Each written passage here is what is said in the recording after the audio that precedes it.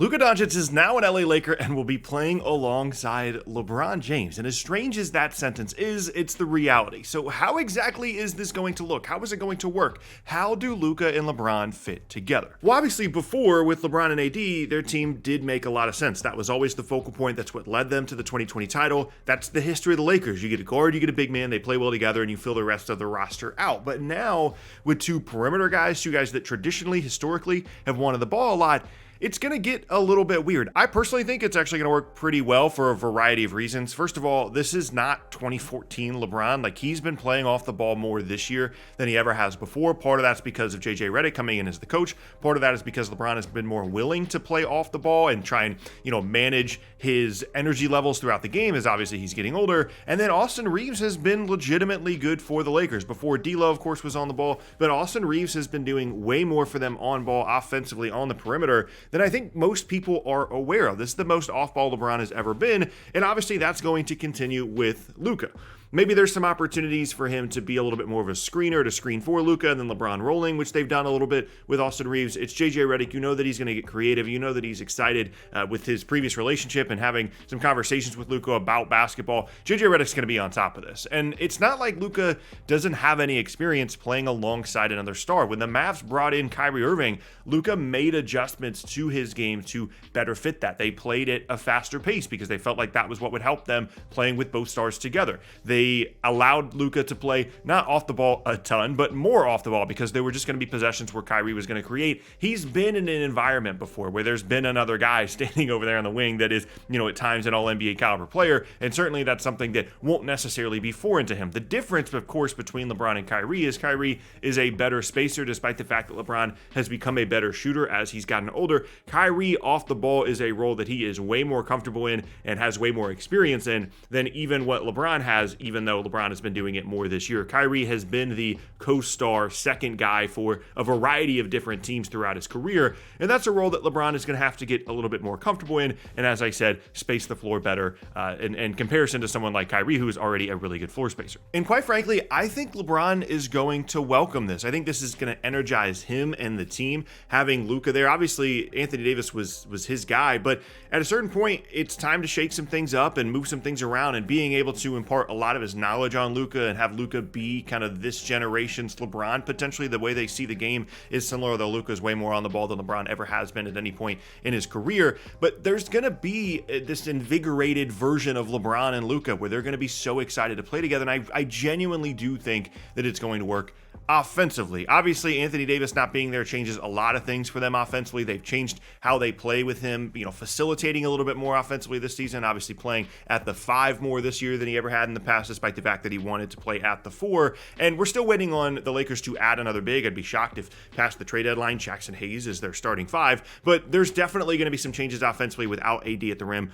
with using more of these perimeter-oriented sets. And we're going to have to see exactly how the Lakers work that out. Now, defensively, this is going to be a problem. Luka, Austin Reeves, and LeBron with no rim protection is an absolute nightmare defensively. And once they really get going, once Luka comes back and actually plays, I would expect there to be some speculation about Austin Reeves potentially coming off the bench, because you don't really need him out there, certainly defensively, but also offensively. These guys are going to have the ball so much anyway that it might make more sense to have, a Dorian Finney-Smith or someone like that go with some of these bigger lineups and have Austin Reeves come off the bench, basically in the D'Lo role before D'Lo got traded, where he's the bench creator, plays alongside LeBron or plays alongside Luka, whatever the case may be. But defensively, at any point, if those 3 guys are on the floor together, it's not going to go very well. And there certainly are going to be games where they're going to close with those 3 guys on the floor together because they're just trying to get their best players on the floor, despite the fact that defensively it's not really going to work well. And as I said, no rim protection out there either with Anthony Davis is going to be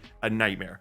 I'd expect that defensively there are going to be some struggles for the Lakers for the entirety of the rest of the season, unless they add someone like Nick Claxton or Clint Capella or something like that really, really helps them. And someone like Max Christie being gone also doesn't help, although they did load up prior to the deadline, and someone like Dorian Finney-Smith to help them defensively on the wings. But I don't even think that's the point of the deal. There was a lot of people attempting to defend the trade yesterday or the day before, whenever the trade went down, whenever you're listening to this, talking about how Anthony Davis was everything for the Lakers. He's going to be awesome defensively for Dallas, and Luka does nothing on defense. The Lakers are going to be bad. This team doesn't make any sense together.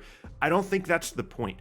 whatever the Lakers are this season is pretty low down on the priority list of why they made the Luka trade in the first place. The Luka trade, I don't even really think was with LeBron in mind. LeBron might be on the team a year, maybe 2 more years. He's going to be like running the Vegas expansion franchise in a year or two. I don't think this was a deal that they made with LeBron in mind. I wouldn't be surprised if this is a deal they made without even consulting LeBron. There's been some reporting on that where they just decided to make the move. And I really don't think that their mindset here was, how do we compete this year? This is a move that's going to help us win the title this year. They might be a little bit scarier in the postseason. I certainly think Luka is an upgrade over AD, but the fit isn't as great in an immediate sense when you don't have as much of an opportunity like you would in an offseason to add other pieces, to add another big, to add more wings, to potentially add a draft pick, whatever the case may be. It's harder to really make your team fit well when you're making a trade like this in the middle of the year. But again, I don't think that's the point. I think Luka is the future face of the Lakers for obvious reasons. I think everything they do over the next couple of seasons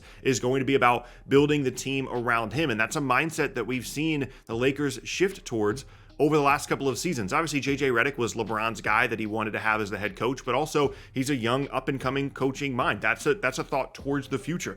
They were less willing to give away future first-round picks. One of the reasons that they had a pick to trade in the Anthony Davis trade, Luka trade in the first place, is because they held on to the 2029 first. They still have the 2031 first. This is a team that has been less willing than ever to trade future first-round picks in exchange for anybody because they're looking towards the future, and Luka certainly fits that mindset for them. So as much as we talk about the fit for this year's team, how it's going to impact things, we're certainly going to talk about how Anthony Davis is going to fit with the Mavs moving forward. The Mavs are the team that made the deal for this year.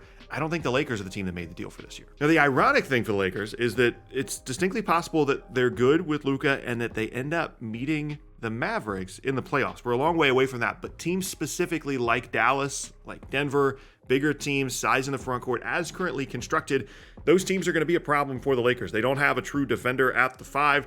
They don't have a starting caliber 5 on the roster. LeBron plays at the 4 most of the time. Luka's going to be on the perimeter. Like, they're going to have bigger players on the floor, but they're not going to have great bigs, true bigs in the paint. And ironically, a team like Dallas is a very difficult matchup for them. So it's going to take some time. First of all, it's going to take some time for Luka to even play for the Lakers. Still recovering from an injury post All-Star break. We'll probably see him out there. But I really think the Luka LeBron thing is going to work just fine offensively. I have no worries. I have no concerns about how they're going to make that work, even if it includes Austin Reeves going to the bench, figuring out what their closing lineups are. The issues for them, as expected, are going to come on the defensive end of the floor. Figuring out how to guard without Anthony Davis out there. He did so much for them defensively and is probably one of the most impactful bigs in the league, not named Victor Wembanyama. And replacing that is going to be an issue, especially when you consider that Luka doesn't play defense at all. Now, he actually kind of did play a little bit of defense in the finals at times. He was hurt, and in the postseason, there were times where he stepped up. There were some advanced numbers last year that said that Luka actually wasn't completely terrible. He's not a great defender. That's something that they're going to have to figure out. But like I said, I don't think the LeBron-Luka thing is something they're trying to figure out now. I think they're looking at the next version of their team when LeBron is gone. Luka at the center of that, and I actually think it's going to work pretty well in the long term.